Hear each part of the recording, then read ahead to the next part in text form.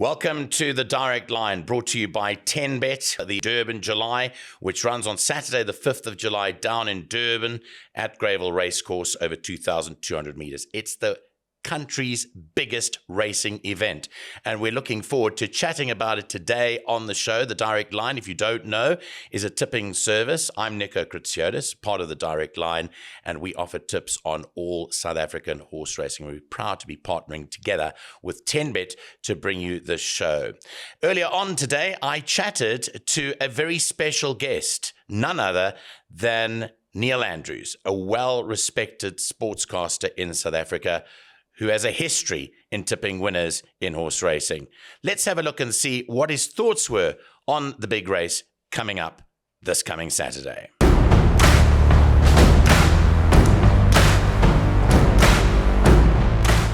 Welcome back, and you join us now with Neil Andrews, who is very, very popular in the sporting world. He is a top broadcaster. He's a mate of mine, so I thought let's bring him in because you know more about the Durban July more than anyone else. I think you followed a lot longer than I have. Steady on, eh? Let's not talk about age. But Nico, thanks. I hope you noticed that I'm wearing direct I do line know colours that, but I also today. note that maybe you're doing a pre-rehearsal for the big broadcast, because you're anchoring that broadcast on the Durban July day itself, aren't you? Thanks, Nico. Yeah, I'm lost count at how many broadcasts we've done. It's a very special one this year, actually, because we're on air for an extended period of time. Yeah. When we first started planning, I think it was 4 hours, then it became 5 hours.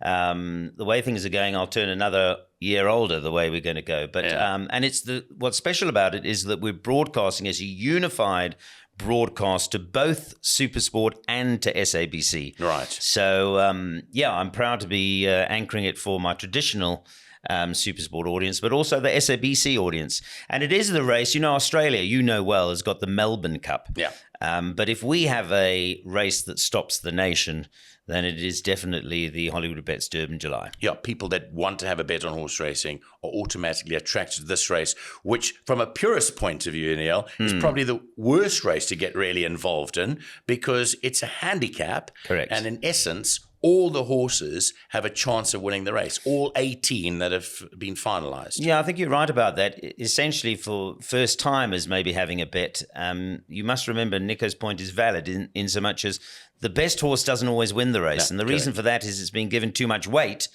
and he has to carry that against opposition that are weighted to beat him or her. Yeah. So, but it is an unbelievable betting race, as you well know, and everybody's got their own opinion. And, back in the day, I don't know if it still happens, maybe not as much as it used to, but in offices all over South Africa, there'd be an office sweepstake, and everybody would put their 100 Rand in or 200 Rand in, or back in the day, 5 Rand, because that was a lot of money a few years ago. And then you would draw a horse. It'd be a random horse that you draw, and you'd watch the race. So it is certainly our equivalent of the Melbourne Cup or the English Derby, or the American Triple Crown. I want to get your thoughts on this year's event, because the most important thing about this year's event is that until the final field was declared on Tuesday last week, people did not really know whether the top horse 8 on 18 was going to run, and they kept it very, very close to their chest. The trainer, the owners, everyone involved with 8 on 18. Now, he's a horse that won the Met, the big race down in Cape Town, and he's done extremely well since going to KwaZulu-Natal during the season, and he is now posted up as favourite by all the bookmakers. Just your thinking about his chances in the race, bearing in mind, Neil, that I'm going to throw it out to you there. From a pure handicapping point of view, he is handicapped to win, because on the rating that he's been given, on his merit rating, he should be carrying 59 kilograms. And the rules say that a 3-year-old's maximum weight has to be 57. So technically speaking, he comes in 2 kilograms under what he should be carrying. But I know that you don't necessarily trust those ratings that are given to horses. It works two ways for me. I'm tempted to think that he might be rated as highly, but what happens is if you run in and or around him, then you're punished accordingly. Yeah. But there are some horses that haven't run against him and have, in better terminology, they've dodged him. And as a result, they may be better than their rating. So he is definitely rated I think, at his maximum. Whether it's accurate or not, we'll see. But for me, he's going to have to be the next Nijinsky or Horse Chestnut to carry that kind of weight. But as you know, I mean, one of the bonuses both you and I have of being in this industry and being in broadcasting is we get to meet the people. Absolutely. So you're right. The horse is owned by Nick Johnson and Johan Rupert. And last year, when Nick had a number of runners... Will he be at the races, Johan Rupert? Because I don't know. I'm sure. I mean, he managed to find some time to go and see President Trump. Yeah. But will he find time to go to the... Well, one thing's sure Gaynor will be there representing him because she's got other runners on the race. I would imagine that Johan will make an effort to go there. You know, I'm sure Johan won't mind me saying this, he was probably... It was really Gaynor that drove the initial interest in thoroughbred horse racing. But since he had Charles Dickens, he's got very invested and loves it. So if his calendar allows and his diary allows, he'll be there. But what I was saying, last year, I had the opportunity of flying down for our broadcast to interview Nick Johnson prior.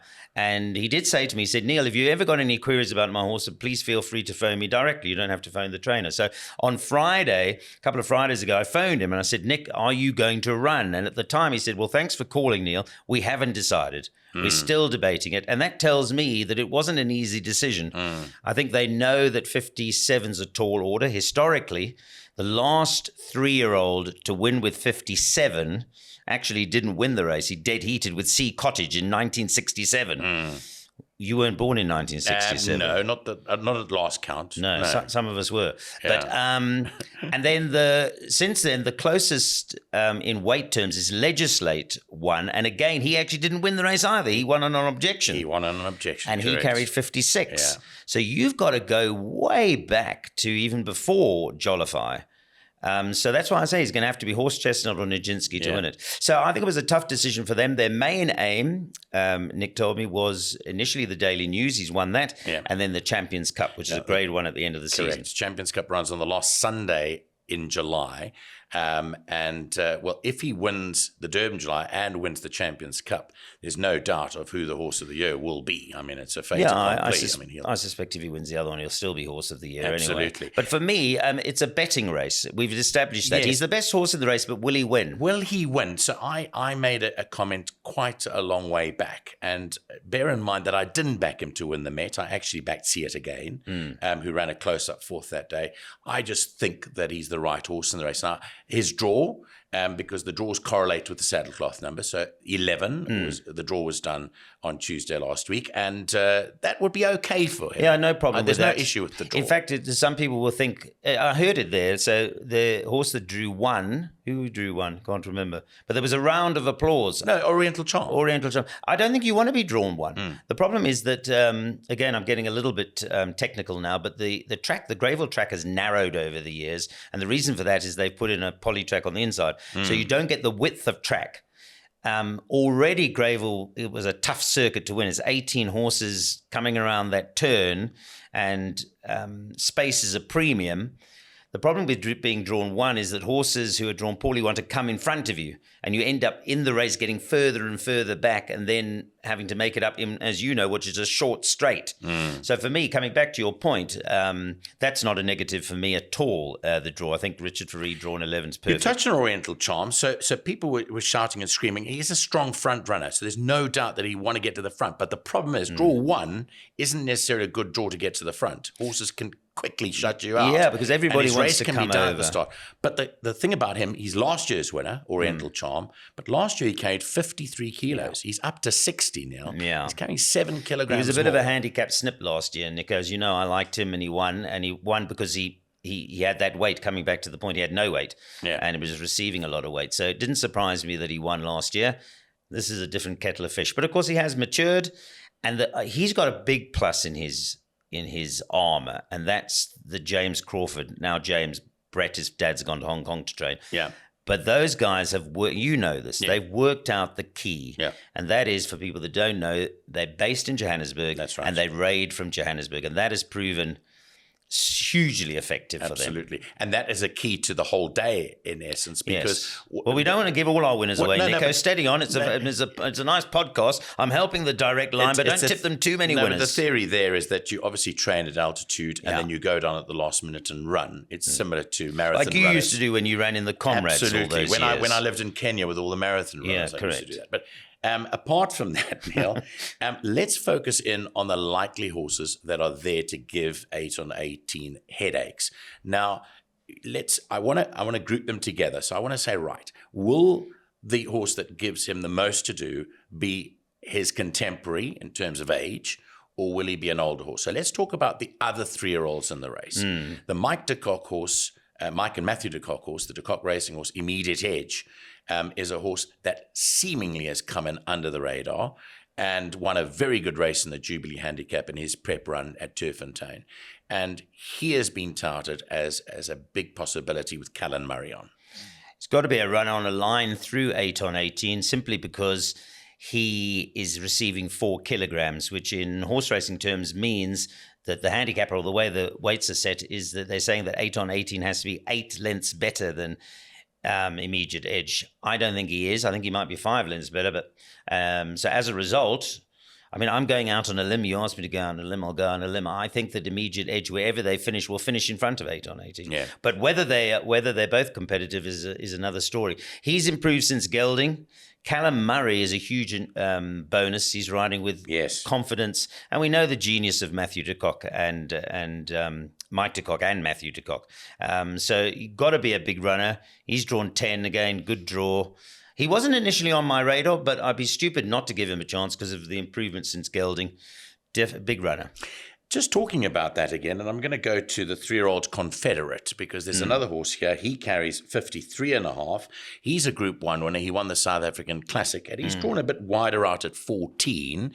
Would you give him any hope on the fact that he won the SA Classic? No. No, I don't like him. I think he pulls like a dentist. Yeah. And the last time I went to the dentist, it wasn't a good experience. I think that draws bad for him, because he's going to go handy. Yeah. Well, the horse won't give the jockey any chance. He's going to go handy. Warren Kennedy's come to ride it, hasn't he? Yes, absolutely. From New Zealand. Yeah. No, I don't put him on my radar. Okay. Yeah, I might put him in the trifectas, but as a win bet, no. So the draws are interesting because Immediate Edge is drawn one inside of the master tactician that Richard Fourie is. He'll have every single chance of watching what Callan Murray does. And interestingly, 4 kilograms does mean quite a bit over 2,200 meters. We know that. But the fact that they're drawn together, does that not sway you towards 8 on 18 again? No.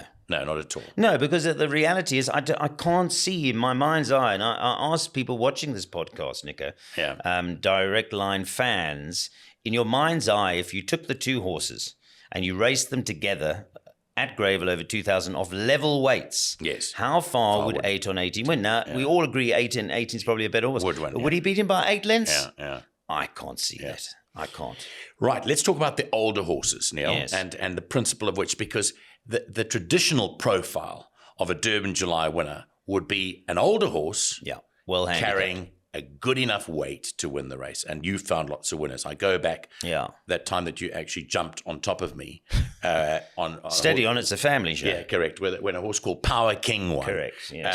And you made a lot of money because it was a big prize, but it's in that mold. It's an older horse carrying a lower weight. I either do well in the July when a horse like that with that profile wins, and there's been a few of them. Not the Confederate. What was the horse Pierce Drayden won from a 20 draw? Ramsden's The Conglomerate. Horse. The Conglomerate was another one. I leapt all over the place with that one. So yes, and horses like Hunting Tower and Dunford, who our friend Robert Bloomberg. I was actually on course that day. I'm going off a little bit, but that to me, people ask me what was the greatest day ever for me, and that was when Dunford won the July, because I didn't have a share in the horse. I had punted a little bit, but I was next to Robert. And at the top of the straight, I dropped my binoculars and I said to him, Robert, you're going to win the Durban July. And he said, what? I said, you're going to win the Durban July. Yes. I said, you're cruising. Yes. And it won. And I screamed. We all screamed at home, leapt around like crazy things. So although I wasn't involved with the ownership, it was just great. But that profile horse is when I win. If 8 on 18 wins the Durban July on Saturday, you're going to know I've done my proverbials because I'm not on it. Yeah. So you're either right. That's the thing about horse racing and sports betting in general. You know, if you're going to have a bet on the Springboks, or you're going to bet on their opposition, or you're betting on Chelsea, you're a Chelsea fan, yes. or you're going to bet like us on Spurs, guaranteed to lose. You got a new manager now. You back your opinion. You're either right or you're wrong. So coming back, so it's a long-winded answer. Yeah. So the question, but it's a good question you asked. So for me, this July fits the profile of a Dunford, a Hunting Tower. Yes, because it's a that Power open. King. Yeah, because it's that open, and I think the favourite has got too much weight. Yeah, yeah. So then, which is there a short list for you? Well, yeah. I mean, I don't mind being open. My anti-post betting, which I've gone for 2 horses. The first of which is the Real Prince. Yeah. And let me explain that in very brief terms. So we've discussed 8 on 18 is a 3-year-old carrying 57. Real Prince is a 4-year-old. He's a year older, and he's receiving half a kilogram. Correct, 56 and a half. So to me, that says that's a little bit like, I'll tell you what it's a bit like. So you got kids at home. Nico's got 2 boys. I've got about 5 less than you. Yeah, that's true. But Michael and Josh, the age gap between them is 2. 2.5. 2.5. So right now, where they are in their development, if they're going to race, you're probably going to be with Michael because he's just got that age advantage, particularly if they're level. Yeah. But if you put a deck chair on Michael's back or a lounge suite, the youngster's going to beat him because of the weight. So this is a situation and where... we'll have a hefty hospital bill as well. Probably. Yeah. So for me, the older horse should be giving weight to the younger horse. He's not. He's receiving half a kilogram. There's other reasons. Real Prince on a line through See It Again and Gladiatorian is very well handicapped in the Drill Hall Stakes. He's trained by a genius. I mean, the Cannemare family, Peter Cannemare has trained winners of the Durban July. Dean is stepped it up. He's just a genius. He trained Dynasty, trained Power King. He's trained a couple of more. Has started favourite for the race. And he's got the champion jockey on board him. Craig Zaki. So there are so many positives. I backed him at a very big price early on, and I haven't stopped. But he's not done the distance before. No, he doesn't. So Hasn't done the distance because his pedigree suggests that well, his mother, I think you must have called his mother. It's the Real Princess. Yeah, Real Princess. Real Princess. She was a very good sprinter. Yeah. But his running style, Nico, if they can switch him off, he's got an exceptional turn of foot. Yeah. That is a negative. You know, who's the other one? Who's the other old? The other one is a completely different profile horse. He's I think he's a year older. Salqu, is he 5? Salqu. Now we're talking. Salqu is 5. Now he's talking. carrying 54, isn't he? Let me just check it. He is carrying 54. Blimey, he is slung in. I think at last call he was 16 to 1. Yeah, he wasn't when I started backing him. Really? No, he was 28 to 1. Oh, 28 to 1. So you're on the same horse as me in terms of the older horse. So my younger horse is obviously 8 on 18. I've put my proverbial on the block, and I've said that. But from an older horse, I believe Salqu fits the profile. Well, from your lips, a very good win, Neil, in the Gravel 1900, which is one of the key pointer races to the July. And I like the way he won, and I think it may well be Sereno Mudley's time. He's an Asian rider. He's based down in Durban. He's a Joburg boy, actually. He was born up in Joburg, but he's come of age as Sereno. Nico, so many boxes ticked there, and you're right about that victory because he was actually came in. You know, on that day, he couldn't win. He was badly handicapped, and I didn't like him on the day. But the way he's won, and he came off a very low base. So even though he got a penalty for winning that race, he still looks to me very well in. But you're right about Sereno Mudley. He is riding at the top of his game. There's confidence there. And the yard, the Andre Nel yard has been banging form, both in Cape Town and in Durban. Final question, in terms of the whole race and how it fits in, is the draw. We've seen horses win from any draw. Yeah. Pierre Stratham's won it several times from draw 20. London News, the great London News, won it from a 20 draw. There are only 18 horses allowed in the race with 2 reserve runners. They will come into the race should there be late scratchings. But how significant in your play and when you're punting on this race is the draw for the July? Does it play any part in your final take on it? I think, we carry bias with us. So I probably still put too much emphasis on the draw because the statistics of the race suggest, and you're right, the Conglomerate was drawn 20. I think Pomodoro was drawn 20. Pomodoro was drawn 20. A whole bunch of them have been drawn 20. So that tells you it's happened too often for it to be a negative. I'm now swayed the other way around. I actually think a low draw is bad because of what we said. If you don't get a good start, people cut you off. You end up going backwards. Yeah. So 10-11's perfect for your 2 3-year-olds.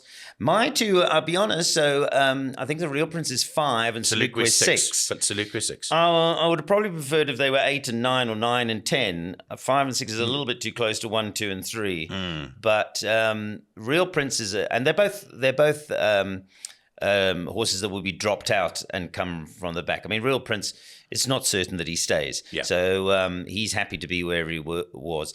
It really depends. I think if you're in Confederate's point of view, if you're a front runner and you've got to come over from that draw, that's a negative. But because you've got to be using up petrol and that to get there. But I can't remember the ones with the worst draws. But if they're horses that are going to be dropped, horses like Gladiatorian are outside. Royal Victory's drawn outside. Yeah.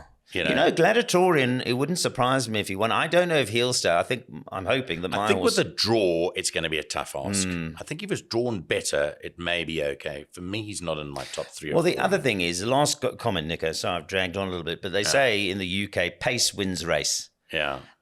So we don't know. We don't know how quick the pace is going to be. If they dawdle and it turns into a sprint at home, for home, then you could get any kind of result. I mean, you'll remember a couple of years ago when there was a Snaith horse that went off at a suicidal pace. Yeah.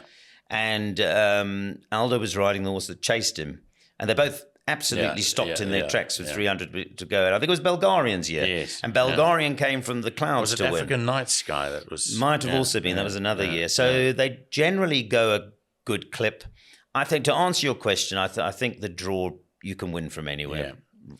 Well, Neil, thanks for being on the direct line again. It's a great pleasure to host you. I know we're both going to be there on the big day and we'll be doing different things on the day. But at the end of the day, if I said to you as a final thing, you're in immediate edges camp, but if you're looking for an outsider, it's either the Real Prince or Salqu. Is that it? No, I'm not in immediate edge camp particularly. No. Okay. I think it'll run a place. Yeah. No, I think one of my 2 horses will win, but I would do, wouldn't I? I mean, I haven't backed them for anything. But listen, I must say, if they both ran places, I'll be okay. You know how I play. Yes. I don't. It's not. I'm looking for places. So with the Power King one, I won just as much money on the places as I did the wins. So for me, I'm sticking with the Real Prince as my first choice. Salqu, my second choice. Immediate edge, my third. People are going to say, what does he know? He's leaving the favourite out. The favourite will be there or thereabouts. But there's no value. We've had a coffee on that 3-year-old. Can I just say one last thing for punters? Yeah. The game of betting, the game and the enjoyment of betting is value. Yes. Anybody can tell you that Manchester City are going to win the FA Cup final. As it turned out, they didn't. Yeah. Anybody can tell you that Scotty Scheffler is going to win the Masters. The key, where you get a trick, is when you find the Russell Henleys or somebody like that. The favourite is the favourite for a reason, but I'm taking him on. Okay, you're taking him on, and that is the word from Neil Andrews. Thanks very much to you for coming in, and thanks for being our special guest. And more about what you can do for the big day with 10Bet in a short while. We're going to be telling you all about that now. While you've heard what we've said on the podcast, you've heard it all from Neil Andrews, and you know my take on it. I'm a big 8 on 18 fan, but the horse that we have in common is a horse called Salqu. There's no doubt about those two having big chances. Now, 10Bet have got their betting on this big race, and you can take advantage of their special July offers by going to www.10bet.co.za. From a direct line perspective, anyone that bets on the Durban July will also get the direct line tips sent to you on the morning of Saturday, the 5th of July. And if you want to become a subscriber for the direct line, which we tip on every single South African horse racing meeting, then take advantage and call the numbers or contact us now. That's the direct line brought to you by 10Bet. This has been the Durban July special for 2025.